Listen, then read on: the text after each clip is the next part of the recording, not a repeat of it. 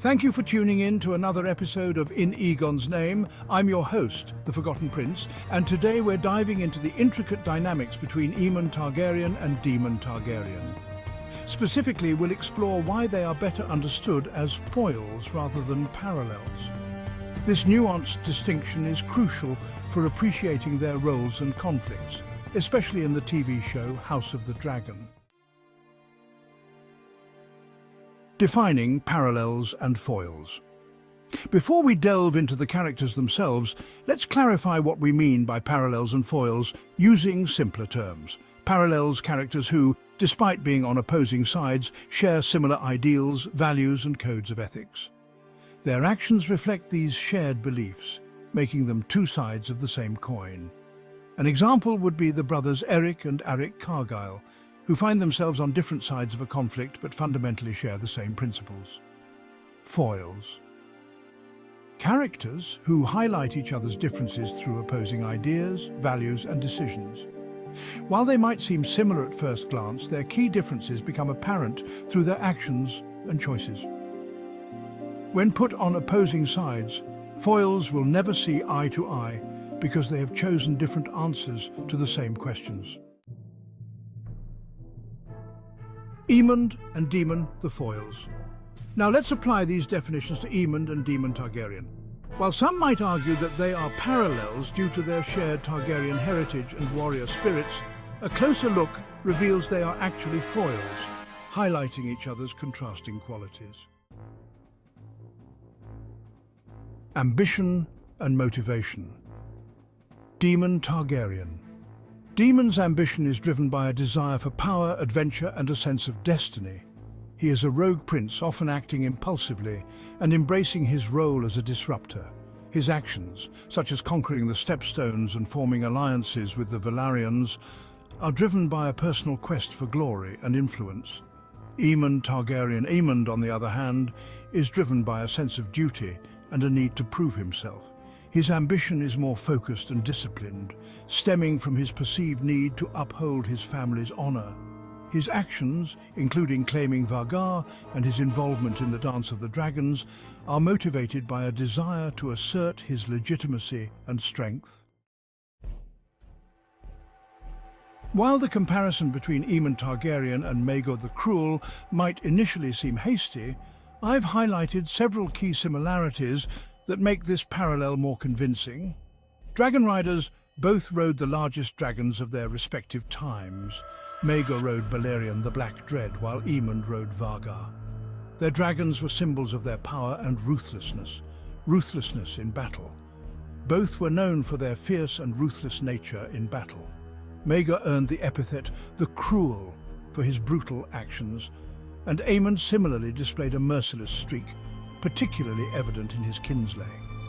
Claims to the throne, both had ambitions for the Iron Throne, which was perceived to be unjustly given to their weaker brothers, Maegor over Aenys I and Aemond over Aegon II. Their claims were marked by violence and a sense of entitlement. Kinslaying Maegor killed Aegon the Uncrowned, his nephew, while Aemond killed Lucerys Velaryon, his nephew, making them both kinslayers. This act of killing kin is a dark stain on their legacies. Both left tarnished legacies marked by violence and a lack of direct heirs. Maegor's reign is remembered as one of the darkest periods in Targaryen history, and Aemond's actions contributed to the bloody Dance of the Dragons.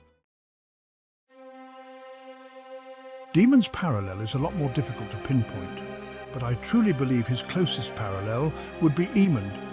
No, not that one, but Aemond the Dragon Knight, and that notion has only come to light to me as of late.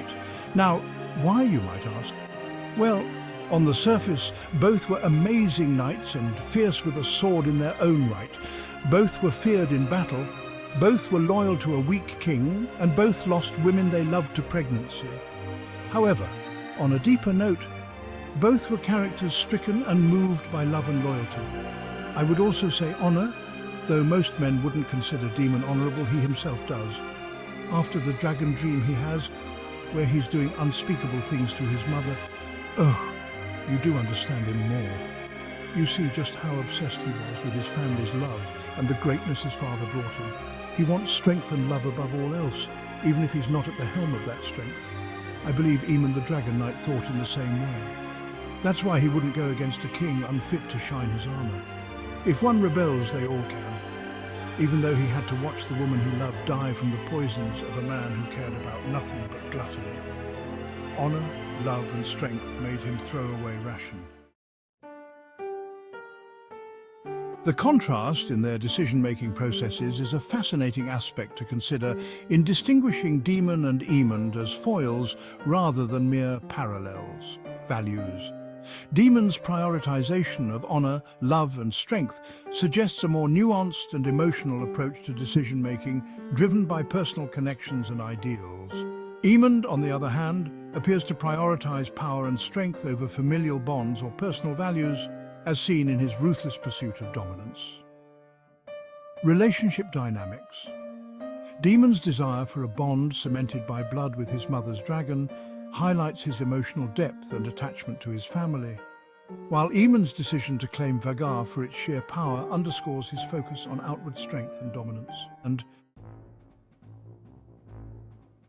Daemon's willingness to challenge his brother Viserys by claiming the Stepstones and then ultimately pledging himself to Viserys shows a complex and strategic approach to conflict. He uses his actions to make a point and force his brother to see his own shortcomings. In contrast, Aemond's reaction to feeling slighted by his brother Aegon is more reactive and impulsive, leading to destructive consequences. He holds his breath until he has to breathe fire. Daemon's deep connection to his mother, Rhaenyra, and his desire for a true-born heir reflect his complex emotional landscape and his longing for familial love and legacy. Aemond, on the other hand, lacks that same emotional depth and connection, as he has never felt true love from his mother, leading to a different set of motivations and actions. When he's confronted by his brother with the women he sought refuge in, he denounced her as soon as he saw her as a weakness. Daemon hates his attachments but can't seem to splinter, while Aemond has no quorums when it comes to doing what he thinks he must.